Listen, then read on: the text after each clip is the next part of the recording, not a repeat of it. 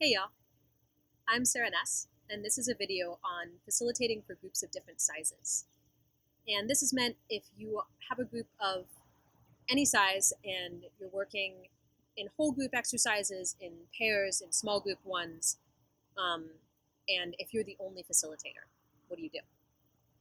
So I think that there are changes in groups as they get, let's say roughly there's a cutoff at like 1 to 6 people, then again at 6 to 16, 16 to 50, and beyond 50. If you have 1 to 6 people, likely you can get a chance for everybody to share in the group and be explored. If something's happening for somebody, if they're having a reaction, you can stop and you can say, hey, it seems like something's going on with you. Would you be open to sharing about it? And you can expect that the group won't have too hard of a time keeping their attention on that person. If you as a facilitator are having a hard time, you can even let the group explore that with you. You can be a little bit more vulnerable. Oftentimes I get the question of, as a facilitator, how authentic should you be? If you have a small group, you can open up and likely expect that the group can hold you and say, hey, there's something going on for me right now. Can I share about it? The one downside of having a small group is you can't do as many things that draw on a range of experience. So in authentic relating, we have games like Anybody Else or Spectrum. Anybody else, somebody steps into the middle of a group and they say something that's true for them, like, I'm nervous talking in front of groups. Anybody else? If it's true for others, they take a step in. If you have a small group, it's a little bit harder to make games like that powerful. Or Spectrum, you give two ends of a polarity, like, I want more intensity in my relationships on one side. I want less intensity in my relationships on the other side, and you let people arrange themselves and then take shares from either side. 6 to 16 people, things change a little bit.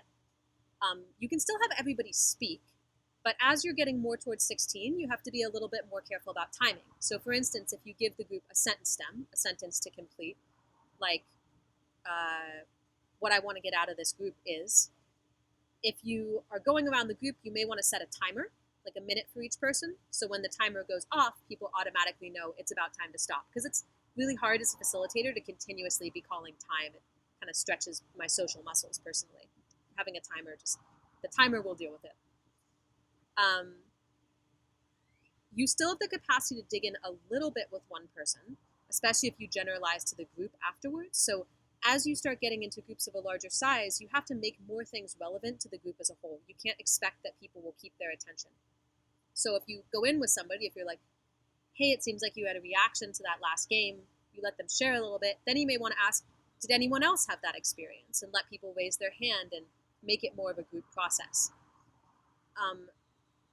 You can also, if you have pairs or small groups, do what's called conscious eavesdropping, which is walk around, and if you notice things happening in the groups, you can kind of listen in, and you might even kneel down beside them and say, hey, can I step in for just a moment and clarify something or ask a question?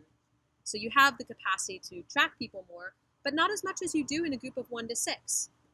You have to be more attentive as an individual facilitator and have more of your brain on in a larger group, because it's going to be harder to notice subtle reactions that are happening, or maybe people that are breaking the rules. It can also help to check in with people more on breaks. How are you doing? What's going on? Is this working for you? Because it'll also become harder for people to speak in front of the group as the group gets larger. The social pressure will increase.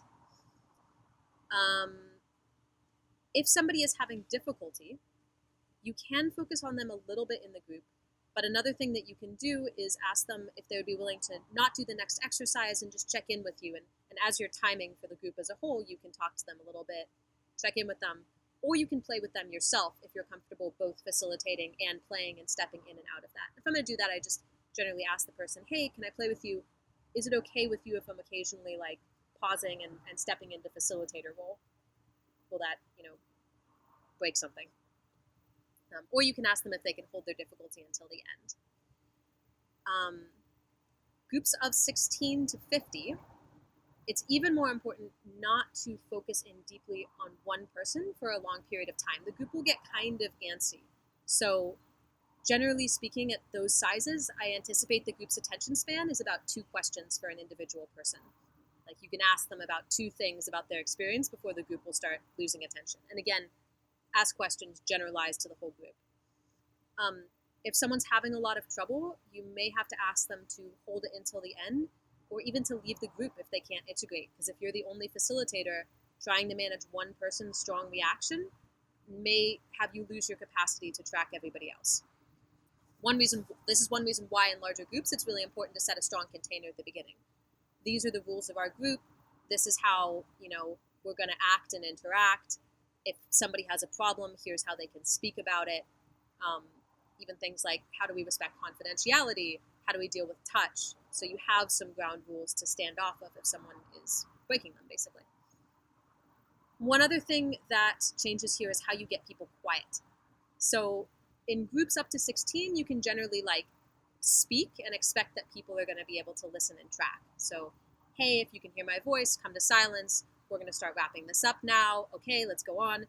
I really like making a joke as kind of a pattern break if people just aren't shutting up. Wow, y'all seem like you just don't want to shut up right now. And the group will laugh and that will break the pattern. But as you get into groups of bigger sizes, you can't expect that everyone's going to hear you. And so then having some sort of common signal works better. You can bring a pair of chimes or a bell that people get used to. Or my personal favorite, you can tell people to pass the shh. So that's, if you can hear my voice, say shh, and that will go around the room. And I've used that with groups up to 150, and it's worked great. Probably would with larger groups too. I think somebody did it recently with a group of about 400. 16 people is about the maximum for passing around a longer sentence completion or something. And if you're stuck in a group of this size, you can take a little bit of time to talk about what's happening for you, but not a ton. Again, you've got maybe the 2 questions, 1 minute or so. If you've got a group of over 50, here's where things get interesting. Definitely you need some sort of way of getting people quiet, whether using a bell or passing the shh. And don't get offended if it takes people a little while to do it. You'll probably have to ding a couple times before people listen to you. Having a mic can be really helpful too for this. People aren't going to be able to hear your words. If people have questions on an exercise, in smaller groups, you can generally just take questions until they're about complete. In a larger group, the whole thing that you're going to have to pay attention to is the group's attention span. So you become more of a manager and a moderator in groups of a larger size, not just a facilitator. You have to set and hold a strong frame. So if people have questions, you might choose to take 1 or 2, and then after that, notice, does the group seem confused as a whole? If somebody has a question, a good thing, if it seems specific, a good thing to ask is, does anyone else have this curiosity? If you don't see anybody else or many people raise their hands, you can say, is it okay if I just come over to you after we start and clarify that? If you're getting a couple questions and many people seem to have it, that might be a chance for you to step back and say, okay, let me re-explain this and see if this is clearer. Let me say it in a different way. Let me simplify the prompt, whatever you want. So maybe 3 questions in the whole group is about what you've got before people start getting a little bit oh, we just want to start playing, unless you need to clarify context. So in large groups, you want to make sure that specific questions or experiences are applicable to the whole group. So, if somebody shares, you can say, oh, does anyone else experience that? Or you can use the sentence stem, we seem, I really like we seem really lit up by this topic. Things that have everybody feel like a group together. You have to create a little more artificially. There's going to be a larger diversity of experience. So at the beginning, I like saying something everyone may not get exactly what they want in this group. Feel free to modify activities with your partner's consent so they can meet your learning or connection or whatever else you're looking for, your desires. If the group is getting antsy, oftentimes it's a sign that there are several different experiences going on at the same time. And a really good way to handle that is just to start naming them. Who feels like we're going too slow right now? Raise your hand. Who feels like we're going too fast? Who wants more depth?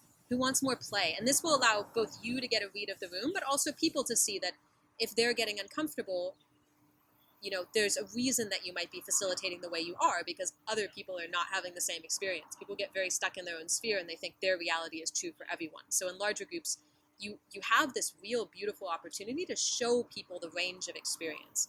So you can treat the group like an organism. The same way you might go in with one person and say, wow, like, are you kind of like a little overwhelmed right now? Or are you uncomfortable with what's going on? You can do the same with a whole group. Another way to do that is with a spectrum. So on this side of the room, we're going to have people that want me to speak less. On this side of the room, people that want me to speak more. Okay, arrange yourself. Speaking less, what do you want me to speak less about? Speaking more, what do you want me to speak more about? This kind of vulnerability as a facilitator, actually, like shared group vulnerability or externalizing your vulnerability, can be really powerful. But this is a thing that as a facilitator now, your role changes. You become as much a figurehead as you do a person. If you reveal your experience and you really collapse into it, you can't expect the whole group to hold you, because they need to feel like somebody's holding the container at that point. Maybe at the very end of a multi-day experience, they're going to be more comfortable holding themselves.